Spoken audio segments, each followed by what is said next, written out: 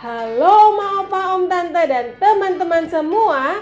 Apa kabar kalian hari ini? Sehat-sehat dan semangat selalu ya, oke? Everything happen for a reason? Cek. Sela? Cek. Bendera merah putih pun? Cek. So, welcome back to cerita sejarahnya kemerdekaan Indonesia. Nah, di video sebelumnya kan itu Mega sempat membahas tentang ada aroma-aroma kemerdekaan buat Indonesia. Teman-teman udah nonton belum video sebelumnya? Kalau belum, jangan lupa ditonton dulu ya teman-teman. Oke?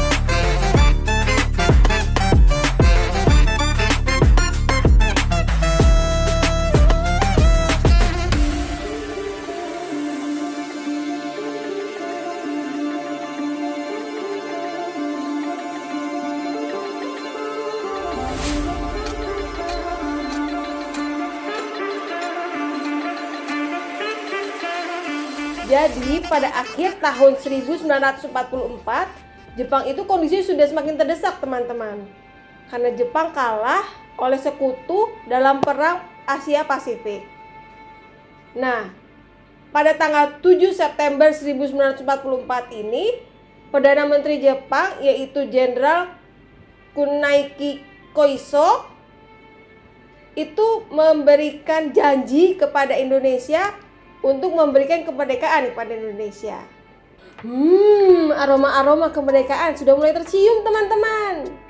Nah kemudian, beberapa bulan kemudian itu ya teman, tepatnya di tanggal 1 Maret 1945, Jepang membentuk BPUPKI, yaitu Badan Penyelidik Usaha Persiapan Kemerdekaan Indonesia, yang kemudian diresmikan pada tanggal 29 April 1945. Sebenarnya kan BPUPKI itu dibentuk untuk mempersiapkan proses kemerdekaan Indonesia. Tapi ternyata tidak untuk Jepang, teman-teman. Jepang punya maksud terselubung dari janjinya itu, dari apa yang ia lakukan oleh Indonesia.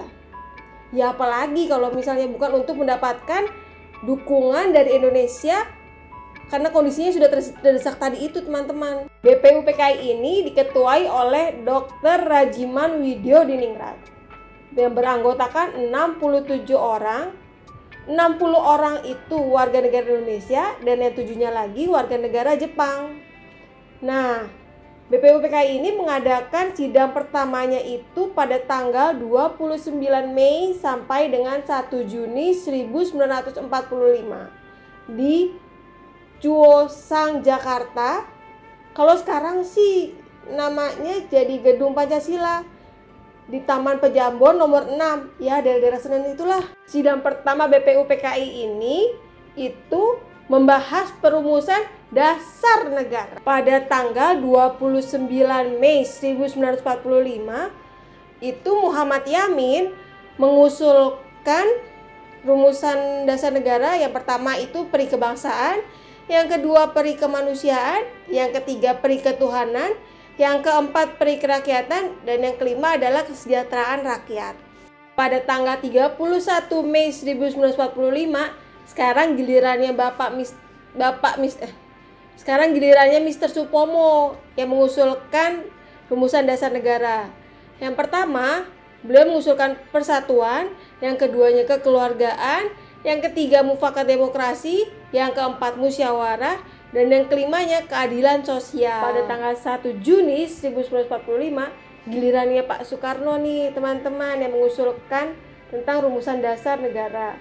Yang pertama itu kebangsaan Indonesia, yang kedua internasionalisme atau perikemanusiaan, yang ketiga mufakat, yang keempat demokrasi kesejahteraan sosial, dan yang kelimanya ketuhanan yang Maha Esa.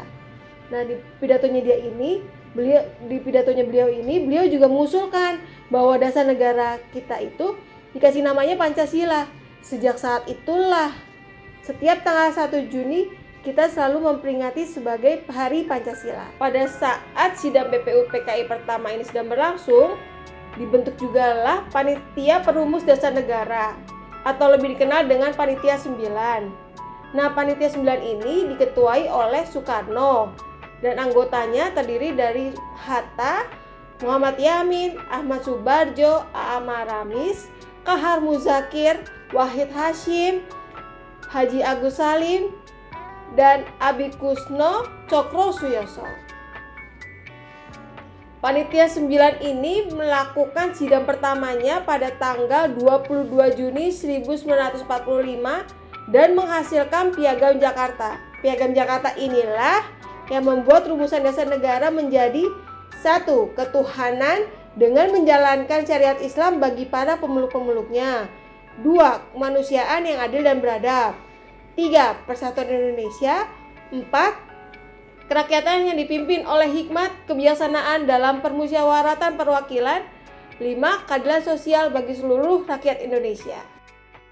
Kembali lagi ke BPU PKI. BPU PKI mengadakan sidang keduanya pada tanggal 10 Juli 1945 sampai dengan 17 Juli 1945. Tapi kali ini BPU PKI merumuskan hukum dasar negara yang terdiri dari pembahasan rancangan Undang-Undang Dasar, batang tubuh Undang-Undang Dasar, dan pernyataan kemerdekaan bagi bangsa Indonesia. Setelah disepakati tentang rancangan undang-undang ini, maka sidang BPU PKI pun ditutup pada tanggal 17 Juli 1945. Nah, karena dianggap sudah menyelesaikan tugasnya dengan baik, maka BPU PKI pada tanggal 7 Agustus 1945 itu dibubarkan dan digantikan dengan PPKI, yaitu Panitia Persiapan Kemerdekaan Indonesia. Kalau dalam bahasa Jepangnya itu Dokuritsu Junbi Inka, yang diketuai oleh Soekarno, Bapak Hatta sebagai wakilnya, dan Ahmad Subarjo sebagai penasihat. PPKI ini beranggotakan 21 orang, tapi ternyata ada 6 orang lagi teman-teman di luar sepengetahuannya Jepang. Jadi totalnya beranggotakan 27 orang. Nah, tugas utamanya PPKI ini adalah untuk mempersiapkan perpindahan kekuasaan dari Jepang kepada Indonesia. Pada tanggal 12 Agustus 1945, ketiga pimpinan PPKI itu dipanggil oleh Panglima Perangnya Jepang, yaitu Jenderal Terauchi, ke markas Jepang di Dalat, Vietnam. Waduh, ada apa ya teman-teman?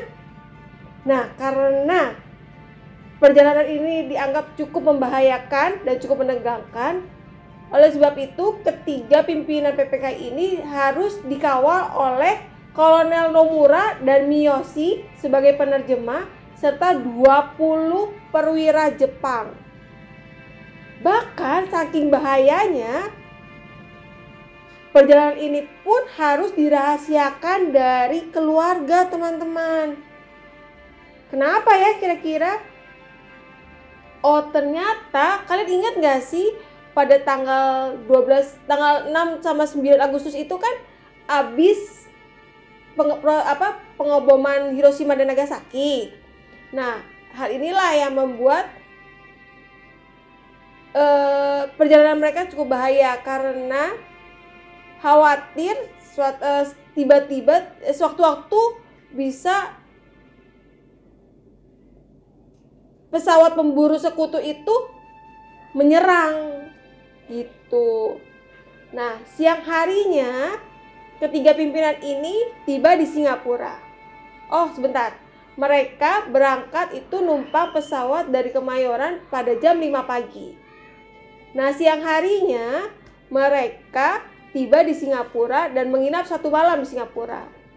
Hal ini untuk menghindari penerbangan malam.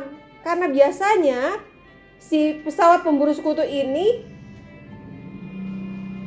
melakukan sidak mungkin ya, melakukan sidak itu pada malam hari teman-teman.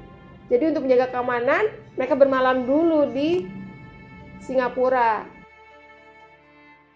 Keesokan harinya, rombongan Soekarno ini melanjutkan perjalanan menuju Saigon dengan menumpang pesawat kargo. Nah, penerbangan dari Singapura ke Saigon ini ya teman-teman, itu nggak juga mudah teman-teman. Karena penerbangan ini cuacanya cukup buruk. Hujan lebat, kabutnya tebal, dan melewati daerah-daerah turbulensi. Karena melewati daerah turbulensi ini, karena goncangan dari pesawatnya itu, maka barang-barang di kabin pun sampai berjatuhan.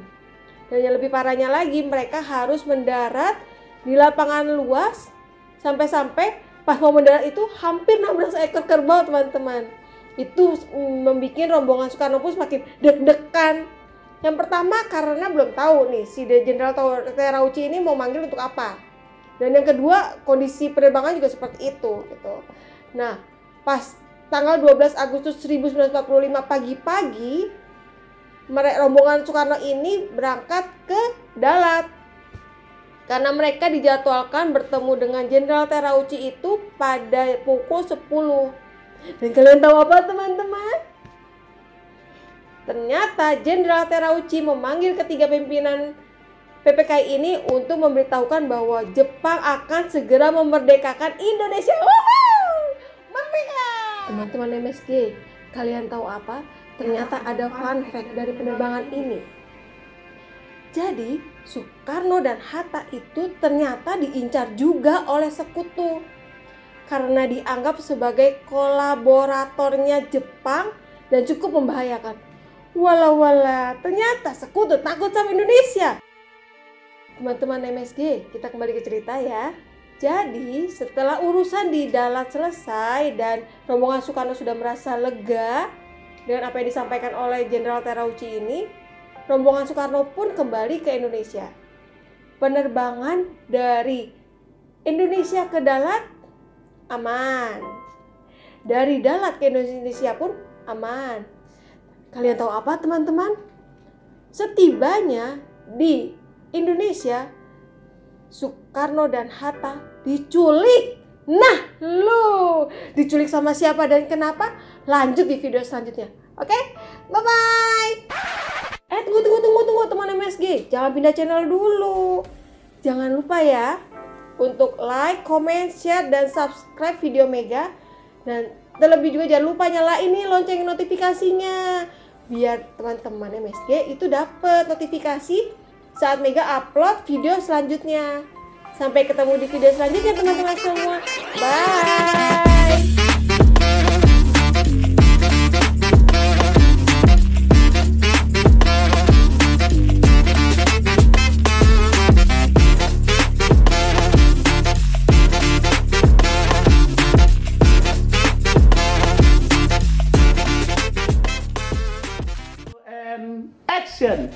Teman-teman MSG, kalian tahu apa? Ternyata penerbangan ini ada fun fact-nya loh teman-teman.